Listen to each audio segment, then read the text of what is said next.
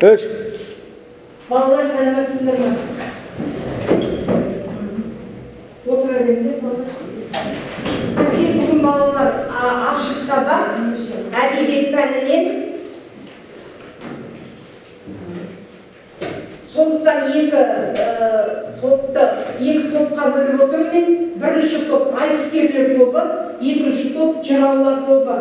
Бірінші топтың топ басшысы Толғанай, екінші топтың топ басшысы Аңсар. Орындарынан тұрып, бір-бірлеріне сәттілік тілеңдер. Топтар. Бүгінгі сабақта сәттілік тілеймін. Бүгін сабақта шалғы сөзіне жақсы қатысыңдар. Жақсы отырамайымыздар. Енді балалар, біз топқа бөлдік, бірінші топ айтыс тобы, екінші топ жыраулар тобы. Енді біз балалар үй тапсырмасын сұраймыз. Үй тапсырмасында біз не беріп едік, қандай тапсырып бердік? Айта ғой, Толғанай. Авторы кім? Асқар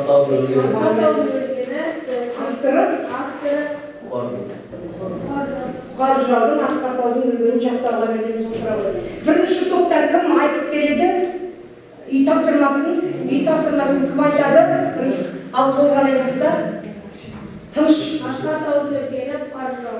Асқар Таудың өлгені басын мұнар шалғаны. Көктегі бұлттың өлгені асамай бұлттар қалғаны. Ай мен күннің өлгені еңкейіп барып батқаны. Айдың шалқар өлгені мұз болып тастай қатқаны. Қара жердің өлгені қар астында қалғаны. Өлмегенде не өлмейді, жақсының аты өлмейді, ғалымның хаты өлмейді. Өте жақсы. Бірінші топта тағы да бар ма? Айтыскерлер тобынан үй тапсырмасы бар ма? Үй тапсырмасы. Екінші топ алға кім? Бекболат. Асқар Таудың өлгені Бұқар жырау. Асқар Таудың өлгені басын мұнар шалғаны. Көктегі бұлттың өлгені аса алмай таудың қалғаны. Ай мен күннің өлгені еңкейіп барып батқаны. Айдың шалқар өлгені мұз болып тастай қатқаны. Қара жердің өлгені қар астында қалғаны. Өлмегенде не өлмейді, жақсының аты өлмейді, ғалымның хаты өлмейді. Жақсы. Екінші топ ал әнші. Асқар Таудың өлгені басын мұнар шалғаны. Көкте бұлттың өлгені асамай таудан қалғаны. Ай мен күннің өлгені еңкейіп барып батқаны. Айдың шалқар өлгені мұз болып тастай қатқаны. Қара жердің өлгені қар астында қалғаны. Өлмегенде не өлмейді, жақсының аты өлмейді, ғалымның хаты өлмейді. Өте жақсы жаттап келген. Тағы да екінші топтан жыраулар тобынан бар ма? Жаттаған оқушылар. Әбдізар. Бұқар жырау Асқар Таудың өлгені. Тап жабамыз. Асқар Таудың өлгені басын мұнар шалғаны. Көктегі бұлттың өлгені асалмай таудан қалғаны. Ай мен күннің өлгені еңкейіп барып батқаны. Айдың шалқар өлгені мұз болып тастай қатқаны. Қара жердің өлгені қар астында қалғаны. Өлгенден өлмейді, жақсының аты өлмейді, ғалымның хаты өлмейді. Өте жақсы. Бірінші топқа мен 4 деген баға қоямын. 4.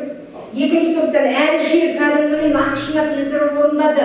Жыраулар тобында өте жақсы жаттап келген. Сондықтан Әлішерге 5 қойып отырмын екінші топқа.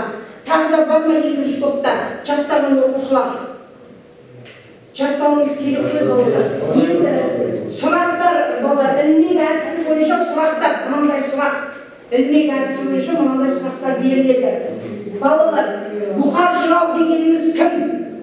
Бұқар жырау кім? Аңсар кім? Әбузар. Бұқар жырау Абылай ханның өзінің кеңесшісі болған.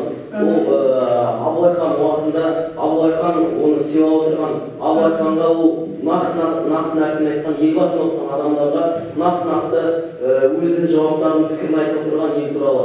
Және де соғысқа барар алдында ол өзінің пікірлерін Абылай ханға ол түсінде аян берген, ол Бұқар жырау бар. Соғыста жеңетін болса, ол түсінде жеңеді деп аян берген. Сол кезде Абылай хан біліп отырған екен, қай соғысқа барып, қай соғысқа бармайды. Жақсы, өте жақсы. Тағы да Толғанай. Бұқар жырау өз ортасының атақты билерінің бірі болған. Тәуке ханның тұсындағы небір билердің бірі болып тағайындалған. Оны біз туып өскен жерінде көмекей әулие деп атаймыз. Өте жақсы айтқан. Не қосасың кім? Иә. Бұқар жырау Абылайдың 13 жасынан бастап 95 жасына дейін білген кеңесшісі болған. Сосын әрбір қателікпен бетін айтып, нақты айтып отқан Абылай хан оған ренжімеген. Соғыс жеңіліп қалсын деген соғыстарға бармай тынбай отқан. Жақсы. Жаңа неше жасынан бастап Бұқар жырау Абылай ханның неше жасына дейін өмірін сипаттап неше жасына? 11 жасынан бастап 95. Өте жақсы. Бұл қандай өлеңді айтылады? Балалар қандай өлеңді айтылады? Бұл 11 менен 95 жас аралығындағы өлеңдер. Қандай өлең? Алтынағұл, Саманбек, Бұл не? Абылай, Абылай, сен оның 1 жасында деген толғауын айтылады екен. Жақсы. Енді балалар тағы бір сұрақ. Неге балалар ғалымның қат өлмейді, жақсының ат өлмейді? Тыныш, иә? Еңбек көмекшісі өзің бай болсаң, ашық жағынан көмек жасасаң, ол сендердің аттарын оқытып, мәлімет алады. Ал ғалым бір нәрсе алып жасайды ма? Шығармалар, иә? Ол тарихтан алады, ол қараса бетінде қалатын жатыр. Сондықтан ғалымның қат өлмейді, өте жақсы. Қандасыр? Жақсының аты деген ол жаңағы үлкен бір белсенді нәрсені қалдырып келешек ұрпаққа аманат болып қалдың аты деген ол бізге жаңағы жазған мұраларды келешек ұрпаққа аманат болып қалдырып соның бәрі ғалымның қалды деп отыр. Өте жақсы, екі топта өте жақсы ілмек сұрақтарға өте жақсы жауап берді. Екі топта да бағалайын естеген. Белсенділік танытып отыр. Екі топта тағы да балалар топта белсенділік танытуларыңызды сұраймын. Енді балалар, бүгінгі балалар күнімізді жазып қойып, қазанның 19-ы айтыс өнері жазайық балалар. Қазанның 19-ы айтыс өнері. Айтыс өнері. Балалар, біздің бүгінгі сабағымыздың мақсаты айтыс өнерінің тақырыптары, ерекшелігі, сонымен қатар айтыс өнеріндегі кейіпкерлердің бейнесін ашу.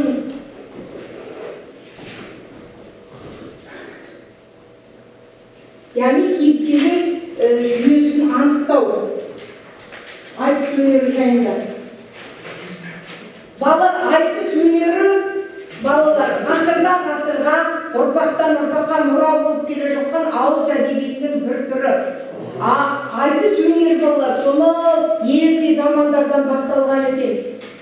Бәк айтысы, жануарлар мен адамның айтысы, өлі мен тірінің айтысы, одан кейін жұмбақ айтыс, бүгінгі дейін келе жатқан айтыстың бір түрі салт айтысы.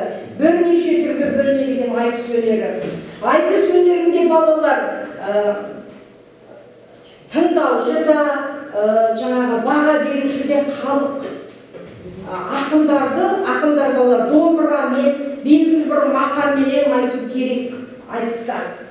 Сонымен қатар айтыс өнеріне шыққан ақындар балалар тарихты, мәдениетті, тілді, жан-жақты жетіп білуі шарт. Айтыс өнері балалар Біржан мен Сарадан басталады. Біржан мен Сара айтысы балалар қағаз бетіне түскен үлкен айтыстың бір түрі. Қазіргі күнге дейін балалар осы айтыс балалар болды ма, болмады ма деген әртүрлі қауесеттер тарап жүр, бірақ өмірде шынайы болған айтыс екен. Әріп Тәңірбергенов деген ақын жазып алды бұны, өзі жанынан шығарып деген қауесетті балалар біз қазіргі зерттеушілер жоққа шығарып отыр. Бұл Біржан мен Сара айтысы болған дегенді айтып отыр. 1870-1871 жылдар аралығында. Жалпы айтыс өнері бүгінгі күнгі заманға дейін дамып келе жатыр.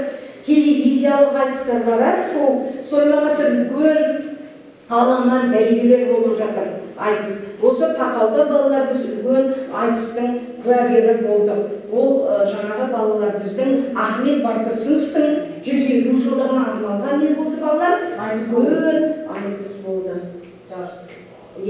Ол айтыста балалар өте үлкен ірі беделді ақындар айтысқа шығып, қазақ халқының тарихы, мәдениеті жалпы қазақ халқының толғандырып жүрген мәселелерін ортаға салды. Енді бұны балалар сабақ барысында біз балалар осыны жаңағы көрсете аламыз. Енді балалар осы айтыс өнері туралы шығармашылық жұмыс балалар. Бірінші топ айтыстың жанрлық ерекшеліктерін анықтайды, екінші топ түрлерін анықтайды. Жанрлық ерекшелігі, екінші топ айтыстың түрлері. 2 минут балалар уақыт береміз, 2 минуттай.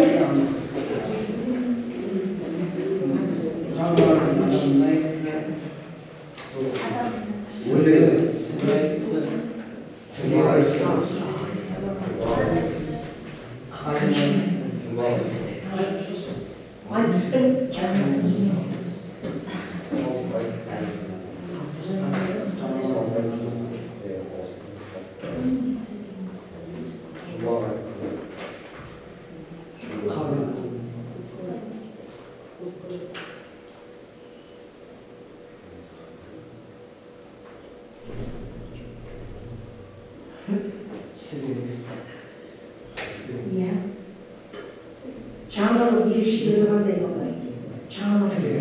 Өздерің көріп жүрсіңдер, мысалы, әртүрлі айтыстарды, телевизиялық айтыстарды көріп жүрсіңдер, тағы да басқа жаңағы айтыстарды көріп жүрсіңдер, газет журналдардан оқып жүрсіңдер.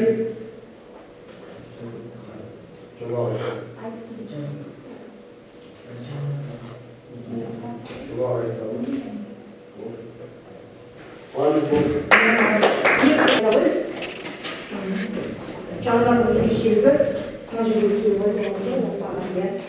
айтыстың түрлері. Ең бірінші жануарлармен айтысы, жануарлармен адам айтысы, екіншісі өлімен тірі айтысы, сүре айтысы және де салт айтысы, түре айтысы деген бар, бәділ айтысы. Бәділ айтысы бұл бір ауылға мысалы малдарға ауыл жығап, соны аластайтын сондай айтыс болады өзі. Дұрыс айтады, аластау тұрышын айтылады. Және де қайым айтысы, жеті түрі бар. Қайым айтысы дегенде қалай айтты? Қайым айтысы. Неше шумақ? Бір шумақ. Ал бір шумақтың тұратыр кім? Екі адам айтса, кім айтса? Екі ақын айтса да, екі жолы бір дейді, үшінші төртінші жол не болып келеді?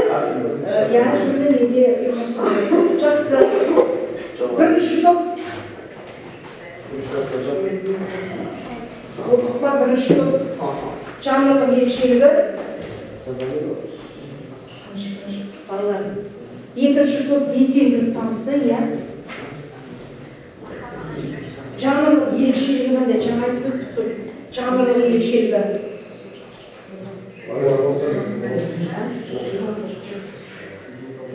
Жанрлық. Екінші топ тезірек боламыз, балалар. Жанрлық ерекшелігі.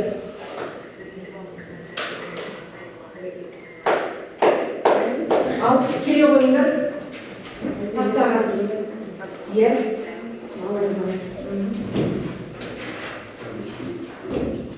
Балаларға. Айтыстың жанрлық ерекшелігі. Айтыста суырып салмалы қабілет болу қажет. Қазақ әдебиетінде ақындар айтысының орны ерекше болған. Қазақ театрының өнерінің сипаты. Мақал мәтелдер қосып айтысу қажет. Тапқырлық, сөзге шешендік, аспапта шешендік болу қажет, аспапта ойнай білу қажет. Өте жақсы. Театр дегенді қалай түсінесің көбі? Театр деген, театр өнерінде не бар? Театр өнерінде. Не бар? Әуенге кіріп, рөлге беріліп, айтысу. Белгі бір немен орындайды? Иә, мәнерлеп айтады, сосын қолында не болу керек? Аспап болу. Театр өнеріне барып көрдіңдер ғой. Осы театр балалар айтыс өнерінде де бар екен, айтыс өнерінде де жан-жақты. Отырға өте жақсы жауап берді. Екі топта да жоғары бағалаймын. Енді кешке болып кетті, екінші топ кішкене белсенді жауап беріп отыру керек балалар. Балалар айтыс сырасындағы қазақ әдебиетіндегі дәстүрлі өнердің бір түрі. Ақындардың көркем ойымен, тақырағы түнгі сөз жарыстыру, сөз майданы. Жаңа бірінші жол айтып кетті. Айтыс ұлттық аспаптың сүйемелдеуімен ақынның өз тапқан мақамымен айтады. Бұны балалар жанрының ерекшелігі деген тапсырма бергенде бірінші топ өте дұрыс айтып кетті мына айтыс жөнінде. Енді дәптерлерге балалар түсіріп аламыз. Бір несін, бір сөзін айтыс қазақ әдебиетінің дәстүрлерінің бір түрі деген бір нені түсіріп алайық дәптерімізге бәріміз.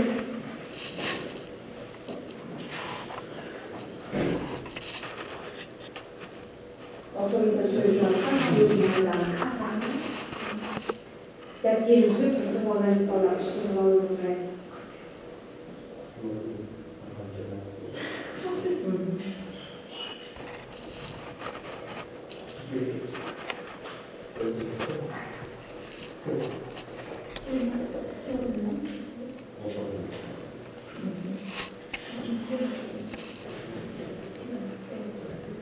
Балалар тыныштық сақтаймыз, сұрап тыныштық сақтауда неге балаларына көмектеседі. Жазып алып қояды балалар, ары қарай. Балалар ойлан, жұптас, талқыла. Бұнда қазіргі заман айтысының көрнекті өкілдері туралы не білеміз? Қазіргі айтыстан көрнекті өкілдерінен не білеміз? Көрнекті. Мынау алдарында балалар үлкен тұр, міне сурет көрнекті өкілдері. Міне осы туралы балалар қағазға түсіресіңдер, күндерді білесіңдер. Біржанмен Сарадан бастапты. Қазіргі ақындардың көрнекті өкілдері. Олар сендерге несімен ұнайды? Қазіргі заман айтысының көрнекті өкілдері туралы білеміз. Алдарыңызда мына сурет тұр міне. Ақындар қазіргі атағы шыққан белсенді ақындар. Бір ақынды алып жазуға болады. Жақсы. Немесе екі ақынды алып жазуға. Кім барлығын талқылаңдар, өз ойларын талқылаңдар. Қандай тақырыпта ол, қандай тақырыпта жаңағы айтыскер ақын, қандай тақырыпта ой қозғап жатыр. Неге халықтың сүйіспеншілігіне бөлінуде ол ақын?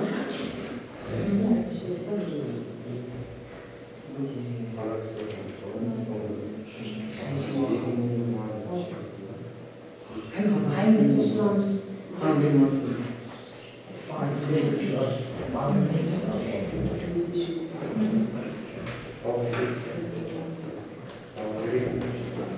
Үш минут уақыт беріледі, балалар, 3 минут.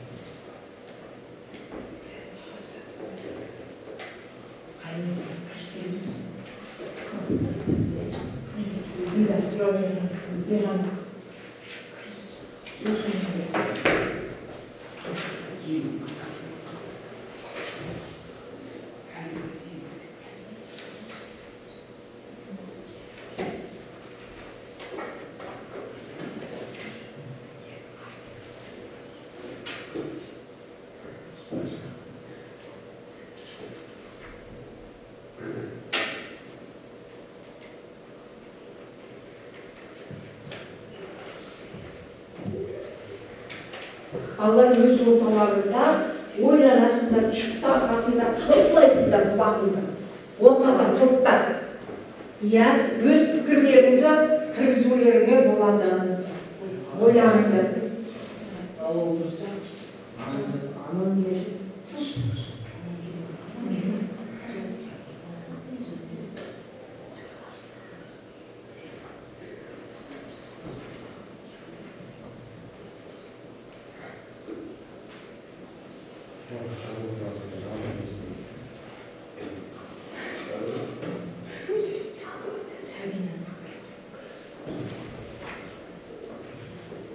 Балалардың ойларын, пікірлері болу керек балалар. Пікір, ой.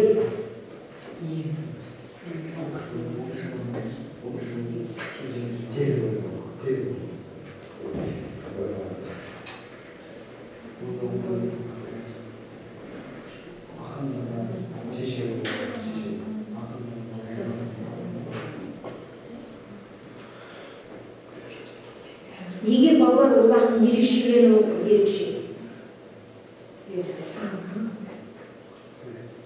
Жазып та өз өмірімізді айтып алады ауызша.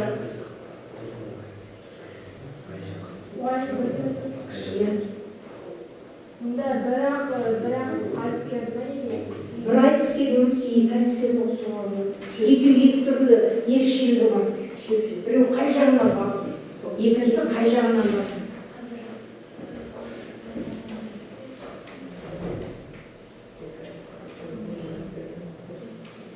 Белсенділік танытайық балалар, белсенділік, бері қарап.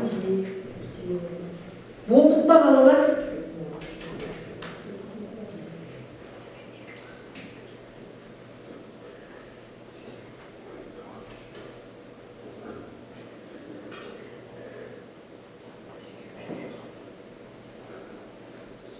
Балалар уақыт келіп бара жатыр, болдық қой дейміз.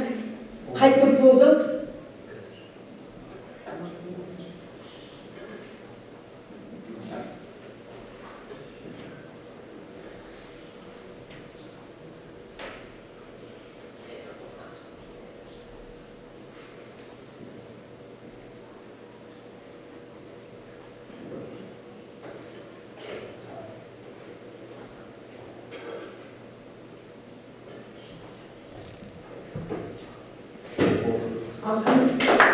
Кім айтады? Ринат Заев өте шыншыл ақын. Ағамыз айтыс кезінде тек елдің қамы, елдің қайғысы туралы айтқан, әлі күнге дейін айтып келеді. Тек ақиқатты айтқан. Ринат ағамыз жас кезінде ақындық мінездер танылған, қоғамға өте сақ, әрі саяси адам. Барлық іс-шараларға қатысады. Ринат ағамыз ең мықты ақын деп білеміз. Өте жасы халықтың есіне бөлігі, құрметіне бөлігі. Ринат Заевтың тақырыптары қандай? Айтыскер ақын. Қазіргі, ал айтады. Еліміздің қазіргі заманның несі қандай? Мәселесі, бірінші қозғайтын не орын? Тіл мәселесі, бірінші орындағы тіл мәселесі. Сосын халықтың әлеуметтік мәселесі. Иә, Қарназар сен айтты ғой, тосын? Ол және де оның экономикасы және саяси тұрғыда айтқан кезде ол қазақтың емеші тілді және оның жағдайлары, сосын тарихын біле ме? Біледі, мәдениетін біле ме? Біледі, жан-жақты ол кісі. Көзқарасы қандай өте жоғары, сондықтан халық не істейді? Иә, сыйлайды, құрметтейді, жоғары баға. Мүдіріп көрді ме? Жоқ, әуені қандай өте Ринат Заевтың. Құлаққа қандай? Жағымды. Иә, алайтады жағымды. Ринат Заевтың айтысқан уақытта халық қалай қабылдайды? Өте жоғары. Орындарынан тұрып кетеді. Ал ол Алла тағаланың кімге берген қасиетті арны? Ринат Заевқа берген. Иә, салма дұрыс айтады. Қай жағынан болсын, жақсы. Бірінші топ. Ал Бекболат сен айтшы. Айта бер, айта бір орнынан тұр. Балғымен имашы, иә. Қазіргі заман айтысының көрнекті өкілдерінің бірі. Иә. Қаншама сайыстарға қатысып жүлделі орындар алған және де мықты айтыскерлерін теке тірескен. Заманауи айтыскерлікті айтылған болды. Мақал-мәтелдер қосып әзірлесіп келтірді. Аманжол Айтбаев. Біздің неміз балдар. Жерлесіміз иә дұрыс айтасыз. Айтыскер және біздің жерлесіміз болып келеді. Иә. Елдің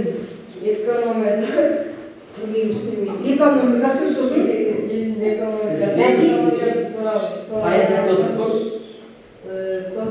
мәдениеті сосын экономикасы сосын туралы жазыпты.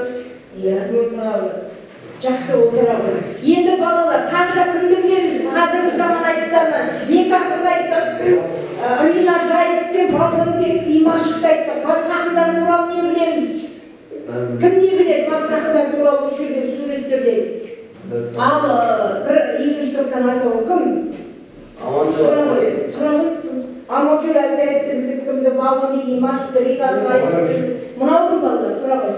Асланбек Шұғатар, қай өңірдің айтыскері? Айтысы кімге ұқсайды? Ринаттың айтысы кімге ұқсайды? Асланбектің әуелі соның несінде орында өте мықты ақындардың бірі жүлделі орындар алып жүрген ақындар. Содан кейін мынау кім? Сара тоқтамызға қай өңірдің айтыскері? Қай өңірдің айтыскері? Семей жерінің қызы Айнұр Тұрсынбаева. Екеуі де қандай өте мықты айтыскерлер. Біржан мен Сара, олар ең алғашқы айтысқан адамдардың бірі. Екеуі де қыз бен ұлдың арасында. Екеуі де тарих бетінде қалған адамдар. Жандарбек Бұлғақов, бұл да балар алтын ненің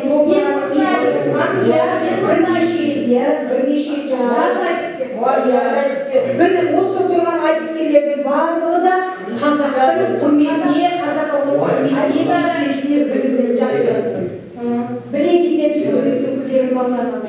Келесі оқулықпен жұмыс, бірінші бүгінгі айтыс пен бұрынғы айтыстың ұйымдастыру ерекшелігін тауып отырыңдар. Кітаппенен жұмыс, бұрынғы айтыс пен қазіргі заманның айтысы туралы, екінші Біржан Сара айтысының болған уақытын тауып оқыңыздар. Кітаппен жұмыс жасайсыздар. Біржан мен Сара айтысының болған уақытын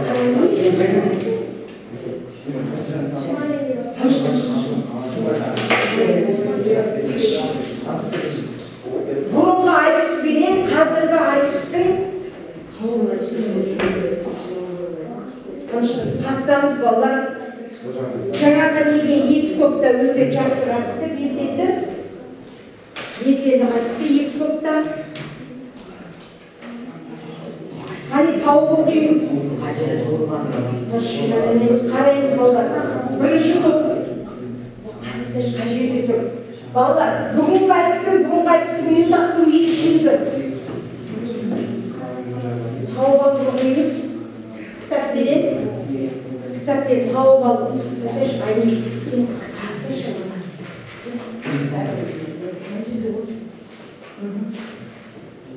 қол шапалақтаймыз. Қай топ болды? Бірінші топ Абайда оқи ғой. Тыңдаймыз. Сұрағын оқы. Бүгінгі айтыс пен бұрынғы айтыстың ұйымдастыру ерекшелігін тауып оқыңыздар. Қазіргі заманның айтыскерлері мемлекетіміздің тәуелсіздігі баянды болуы үшін ұлттық тарих пен мәдениетті ұзақ көрсетуді сөз үлестері қосып жүруі. Бұрынғы айтыс. Бұрын дәстүрлі айтыстардың көбі күтпеген жерде еш дайындықсыз болады. Сол себепті ол ақындардың сөздері жазылып алынған жоқ. Бірақ сонда да айтыстың мәтіндері бізге жетті.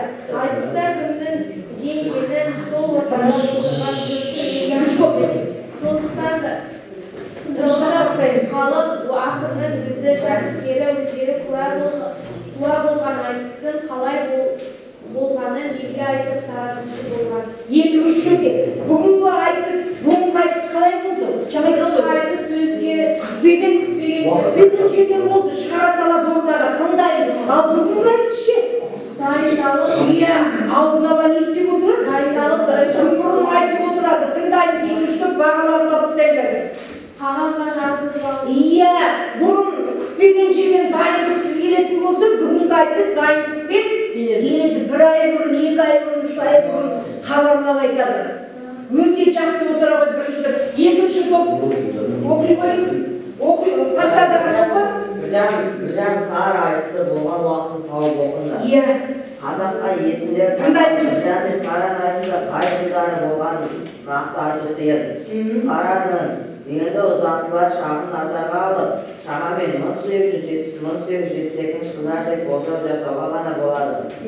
Ол кезде айтысты таспаға жазып алатын құрал жоқ. Сол себепті құжатты деректі түрде айту қиын болғандықтан ғалымдар әдебиетшілер арасында Біржан мен Сара айтысы шын өмірде болды ма, жоқ па деген мәселелері пікірталас болды.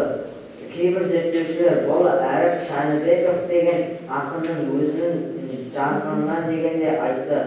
Бірақ Мұхтар Әуезов тағы да басқа көрнекті ғалымдар бұл айтысын Әріп Тәнібергенов деген дейін-ақ болғаны, ал ол өзі мүмкін деген қорытынды жасады. Жақсы, балдар сонда қай жылы болыпты? 1870-1878 өте жақсы, екі сол аралықта болған. Отыра ғой, балдар, мынандай сұрақ, Біржан неше жаста болыпты, Сара нешеде болды? Айтысқан уақытта. Сара 15-те болды. Тұра ғой, кім заманмен Сара дұрыс 15 жаста, Біржан ше? Сара 15-те болды. Біржан неше жаста? Жоқ, 40 емес. Сара 15 жасында айтысты, Біржан 30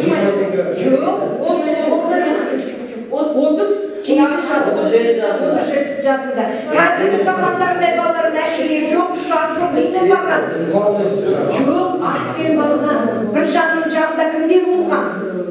Қыз жігіттер, өнерлі адамдар болған. Ал енді Сараның атын кім естіген? Біржан дақпыртын естіп, әдей арнайы барып шақыртумен болмаған. Өз еркіменен барып қамшы үшін. Ал осы жолы Біржан естеді балалар, жеңді. Сара жеңді. Бірақ балалар кейіннен Біржан балалар Сараның басына бас бостандық алып берген. Санкт-Петербургтың губернаторларға жазып, Сараны өзінің атастырған, ұсқынсыз адамынан жаңағы босатып, басына бас бостандық алып берген Біржан. Бұл жерде балалар Біржанның үлкен ақын екендігімен қатар адамгершілігі, қайраткерлігі, мол ақылеттілігін тануымызға балалар естеріңізде жүрсін осы ойларыңызда. Енді балалар ой толғау, айтыс, сөз барымтасы дәптерлеріне ой толғау жасасындар екі топта.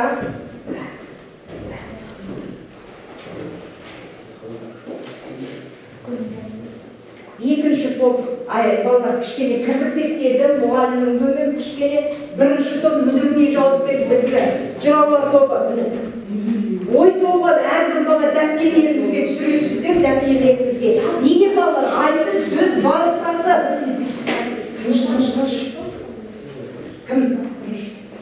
Бәріміз жазамыз, айтыс, сөзді. Аңлап жазамыз.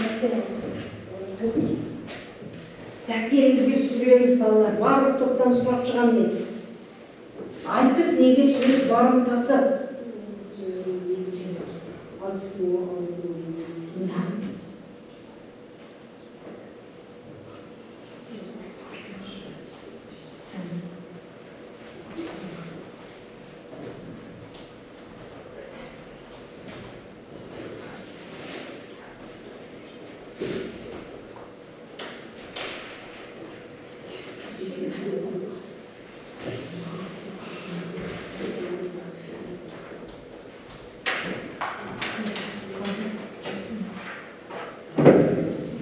Айтыс, сөз барымтасы, ой толғау.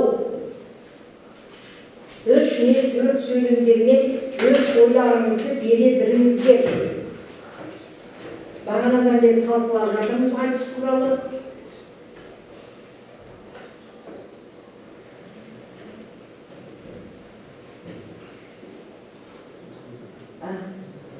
Айтыс, сөз барымтасы, неге барымта болса? Айтыс туралы, неге сөз барымтасы? Не көрмеді олар?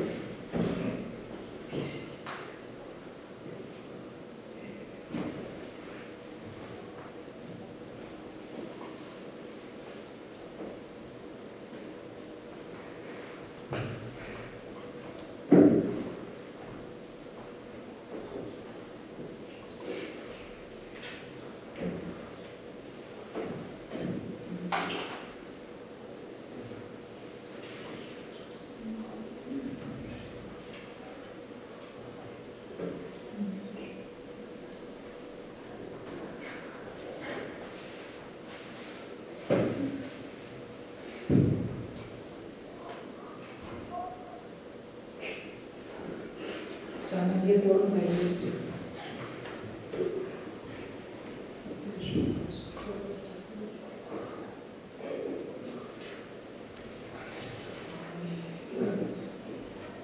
Al kim oldu? Birinci toptan Tolga'na istedim.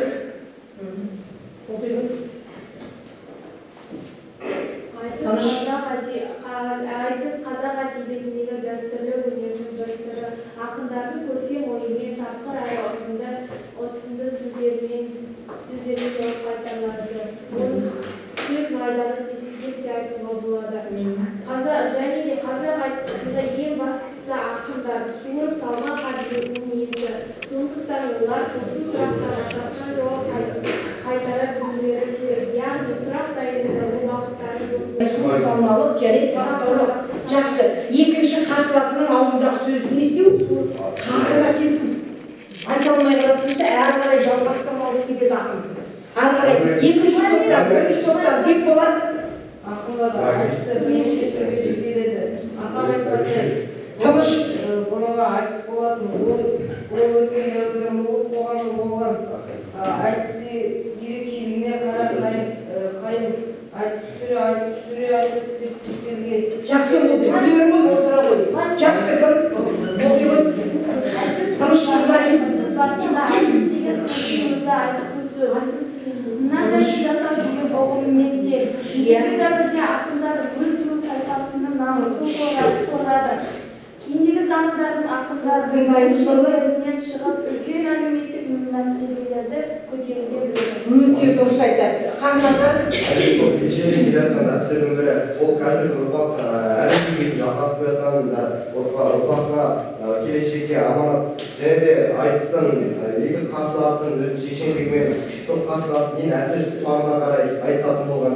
Себебі сол айтыстан айтысып жатып, оның қарсыласын әлсіз жерін іздеп сол қарсыласын ұстауға болады. Сондықтан да көптеген ақындар ақындықтың ең әлсіз тұстарын іздеген, оларды дайындамай сол кезде жаңағы отырған кездеріне шығарып айтыстар. дұрыс айтады. Қарсыласының осал тұсынан білген. Мысалы бір тақырып жақсы. Жаңағы біржан саған ең әлсіз тұсын іздеген ғой, сен атастырдың, соның несінен ол біржан салады. Жақсы, өте жақсы. Заманбек тыңдаймыз бірінші жол айтыста бұрынғы замандарда дайындалмай ақындар, айтыскерлер өз ойларымен айтысып шыққан. Олардың айтыстары кейде мақал-мәтелмен, кейде өлеңмен болады. Айтыста көбіне кей кезде бір-бірлерінен қарсылық болады қатты.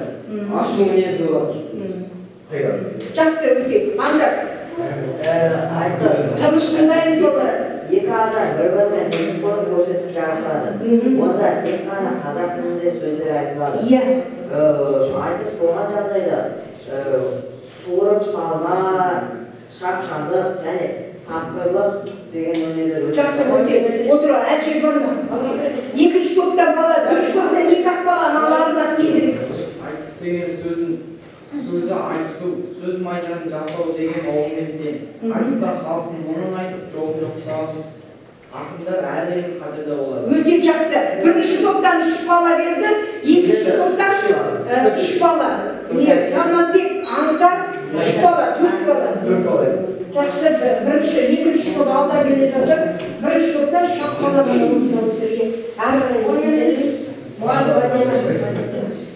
Ғани, бір ақылы сөзбен айтып жүрші. Ол айтыс жеке бір адамдардың ғана емес, қоғамдағы үлкен мәселелерді шешуге көмектеседі. Жақсы отыра ғой. Әрі қарай. Енді балалар қорытынды сұрақ жауап қорытынды. Сонымен балалар, біз бүгінгі сабақта қандай тақырып өттік балалар? Бүгінгі сабақта біз ең алғашқы айтыскерлер Біржан мен Сара жігіт және де Қазақстанның көптеген айтыскерлерімен таныстық және де олар туралы дәптерге жазып, олардың мәліметтерін жақсы отыр. Балалар сонымен айтыс дегенімізде қандай өнерлер айтады? Айтыс дегеніміз жаңағы шешілмейтін кейбір жеңдерді шешетін болған. Ол ежелден жаңағы оның көп пайдасы, зиян жақтары болған. Яғни кім осы жерден тағылым алады кемшіліктер? Кімдер? Үкімет? Басқарып отырған адамдар айтысқа барады, кемшілігін анықтайды. Бүгінгі біз сабақта көптеген айтыскерлерді білдік және жақсы отыра ғой балалар. Айтыс сонымен ұрпақтан ұрпаққа мұра болып кететін өнер деп бағалайсыңдар ма? Тыныш айталым, өйткені айтыс деген ол сөз майы. Өйткені айтыс деген үйге айтсын келетін заттарды айтады. Ойын нақты жеткізе алады. Сонда кімнің қолымен береді? Ол халыққа тұрсайда жылдан жылға айтыс десек бере жатыр. Дамып келе жатыр. Яғни атақты адамдардың несі мерей тойлары да не өтіліп жатыр? Айтыс отыр. Жаңа қажетте кімнің асы болды өткенде? Айтыс болды ма тұрып? Иә, Аллаға бәрі айтыс болды. Үлкен өнер көрсетілді. Жақсы. Енді балалар, мынандай сендерге балалар, үйге тапсырма. Қоғамда айтыстың алатын орны тақырыбында есте жазу 130 сөз. Үй тапсырмасы.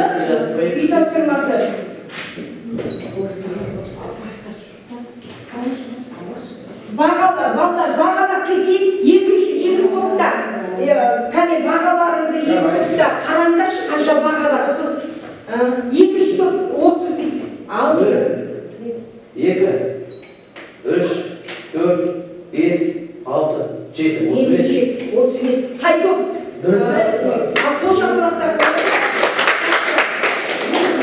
Екінші топ неге белсенділік танытып, үлкен жоғары көрсеткішке ие болды. Енді мен бірінші топта бағалап кетейін, балалар тыныш. Балалар толған ай 5 деген баға берем, толған айға өте жақсы бәріне жауап беріп отырды. 10 қарбай толған ай 10 ұпай, кім Бекболат 9 ұпай, кім Ғайни 8 ұпай, кім Арнат 6 ұпай. Бізге үндемейден ер ғана үндемей қалды. Бірінші топтар қылыш. Екінші топтар Әбузар 10 ұпай, Әлішер 10 ұпай. Үй тапсырмасын өте жақсы айтты. Кішкене төмендеу ықпалды кім 8 ұпай, Сабина Заманбек 10 ұпай, Қарназар 10 ұпай, Ансар 10 ұпай. Ансар сұрақтарға жауап беріп, кәдімгі барлығына қатысып отырды Ансардар. Енді бала рефлексияға келеміз. Маған бәрі түсінікті, көпті не дейміз?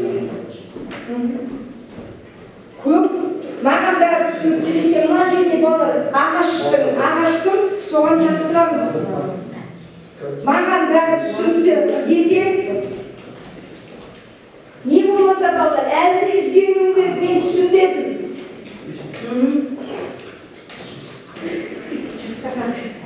Не балалар тез-тез нетіп жақсырулары керек.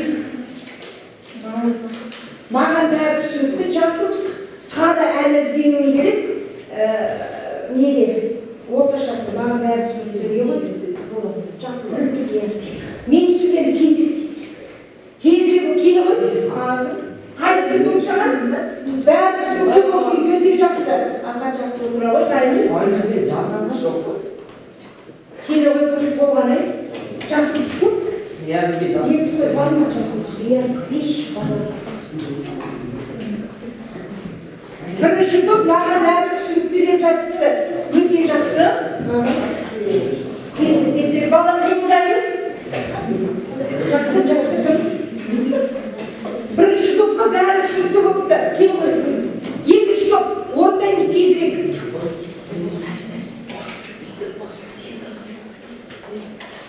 Ал келе ғой, екінші топтарда қандай? Келе ғой, сағына келе болады.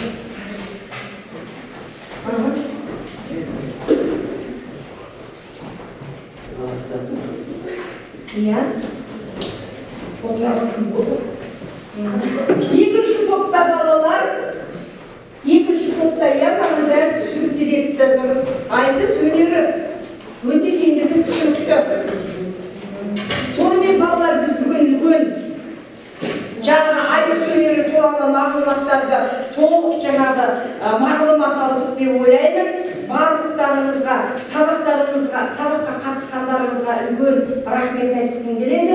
Жалпы олар айтыс өнері ұрпақтан ұрпаққа, атадан балаға, ғасырдан ғасырға жалғаса береді деп ойлаймыз. Өйткені қазақ халқы тірі тұрғандықта айтыс өнері еш уақытта жоғалмайды. Жоғары бағаланады деген сөз. Жаңа сағында жалғасып жатыр әлі. Иә, ал енді бүгін сабаққа назар аударып үлкен қатысқандарыңызға рахмет. Назарларыңызға, иә, орындарыңызға тұрып